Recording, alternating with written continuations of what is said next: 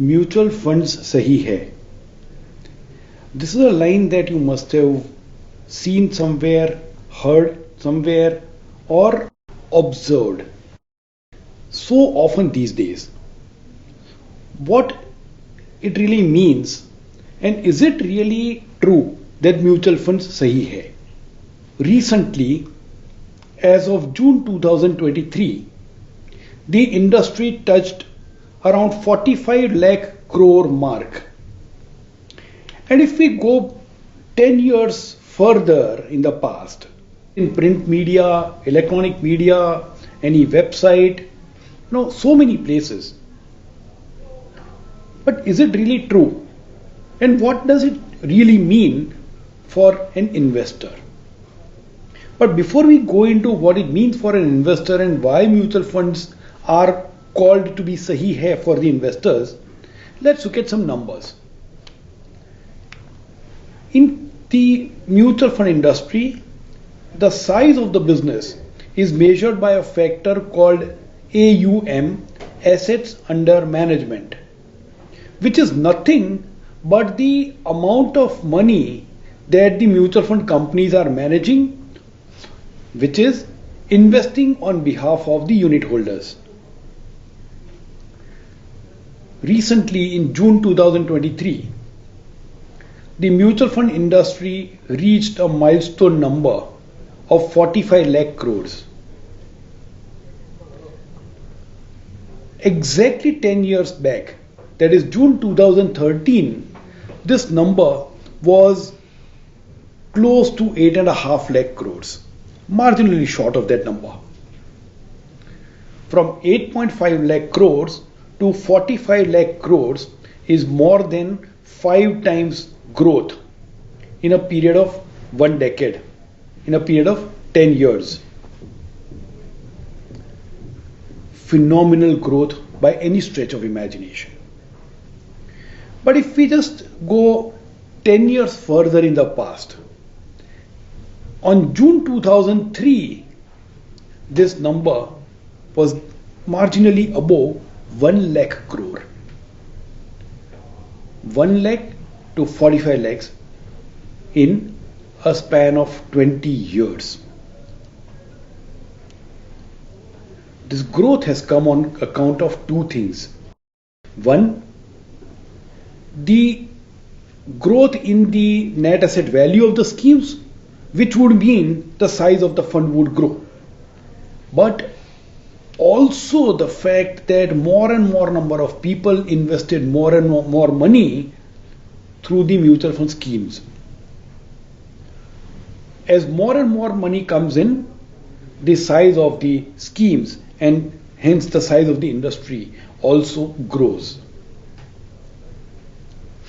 And this is where the penetration of the mutual fund industry has been a great success. In the previous issue of our magazine, our guest, Mr. D.P. Singh from SBI Mutual Fund, highlighted the steps taken by their firm as well as the industry for the growth of mutual funds. Now, this additional money that comes in through additional inflows is also visible in another place, the monthly SIP numbers, the regular investments made by investors through a process called systematic investment plan. And these numbers are pretty impressive. So far in this year, that is 2023, between April to August, 74,000 crores have been invested by investors through SIP. Remember, April to August is a 5-month period during which 74,000 crores were invested, and go back to 2023 when the total size of the industry was 1 lakh crore. So whatever was the size of the industry then, 74% of the money came in this 5-month period in 2023. And that's the kind of strides that the industry has made. When we look at these numbers, we also need to go back to the question as to why should investors invest through mutual funds. And if you noticed, I have not said at any place that investors invest in mutual funds. I have said investors invest through mutual funds. Because eventually the difference really is not that a mutual fund is different from shares or debentures. A mutual fund is a way of investing money with the help of investment professionals. Whereas if I buy shares and bonds, I have to do it myself. So the question is not shares or debentures versus mutual funds. The question is, do I do it myself or do I take professional help? And when you take professional help, these professionals are full-time into the job of managing other people's money. They are highly educated, skilled, and experienced. On top of that, they are also required to follow certain investment processes, including starting with the investment objective for each scheme, starting with how the scheme would be managed, and disclosing portfolio on a regular basis.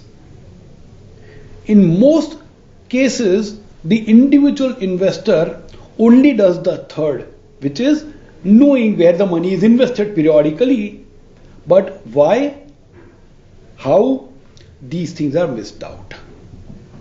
That discipline ensures that money that is managed professionally tends to manage investment risks better than an investor, an individual investor.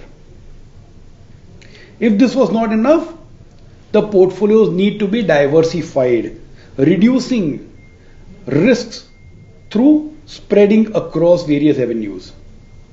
And then there are regulations. Incidentally, in my knowledge, no other industry stands to such scrutiny as the mutual fund industry. The regulations are extremely tight, and the regulator has a reason to do that because eventually the retail investors' money is invested through these mutual funds. So tight regulations, professional management, diversification. Then, as part of the regulations, transparency is introduced. And the transparency, well, a lot may be talked about in case of transparency of mutual funds, but the three things that I like the most are: number one, each scheme has an investment objective and each scheme has to declare in which asset categories would the money be invested. That's number one. So I exactly know how the investments would be made. Number two, the portfolios of the schemes have to be disclosed. Full portfolios have to be disclosed periodically. Now I can check the way the schemes had to be managed. Are the investments in line with that or not? And the third disclosure which I like the most is daily net asset value declaration, NAV. When the NAV is disclosed on a daily basis, for those of you who understand accounting well, net asset value of a mutual fund unit is equivalent to book value of a share in case of a company. And in order to calculate book value, one has to prepare the balance sheet. Similarly, for a net asset value, the balance sheet has to be prepared. How many companies do you know that prepare balance sheet on a daily basis? In case of a mutual fund, that happens daily. By 8 o'clock, the NAV has to be disclosed in the evening. Now that level of transparency gives me comfort because I can check the scheme information document which tells me the investment objective and the investment universe. I look at the monthly fact sheet which tells me where the money is invested. And on a daily basis, I get the information of net asset value, which tells me how the portfolio has behaved in line with the benchmark of the scheme. And that level of transparency is available timely. Information which is relevant is available timely. Based on that, I can take a decision of increasing my investment or taking my money out of the scheme. And for that, open-ended funds provide liquidity on a daily basis. So this combination of transparency and liquidity works wonders, especially when you are dealing with any risky investment. Many other risky investments either have no information on time or timely but insufficient information. And even when the information is available, the liquidity may be missing. Mutual funds offer you both simultaneously. Then there are many other benefits. For example, economies of scale. A large mutual fund scheme where 50, 60, 70,000 crores of investors' money is managed, that size automatically allows the fund managers to invest in the best of the research, best of the talent. Expense ratios, the fees that the fund managers collect for managing people's money is reasonably low, and to that extent you get the best of the best at a very affordable cost. The investors come with their investment objectives, and the schemes allow you to structure portfolio to meet those needs. Do you have a wealth creation need? There are equity funds, there are hybrid funds. Do you need safety of capital? You got debt funds. Do you want liquidity? There are short-term debt funds and liquid funds. Do you have regular savings that needs to be invested? You got systematic investment plans. Do you want to withdraw money on a regular basis to generate cash flow? You have systematic withdrawal plans. Apart from that, some of the other conveniences that a lot of people don't talk about are mutual fund is an investment vehicle that works like a bank account, which means you don't have to, like in case of fixed deposit, for example, you do a 50,000 rupees fixed deposit, it's a 50,000 rupee deposit. When you want to withdraw money out of it, the entire 50,000 has to be withdrawn. In case of mutual funds, partial withdrawal is allowed, full withdrawal is allowed, systematic withdrawal is allowed. While you do systematic withdrawal, you want to put additional money, that's also allowed. One-time investment is allowed, regular investment is allowed, irregular lump sum investments are also allowed. The flexibility is, in case of a savings bank account, nobody says this is the minimum, this is the maximum, you can't do this, you can't do that. In mutual fund accounts, you get the same convenience.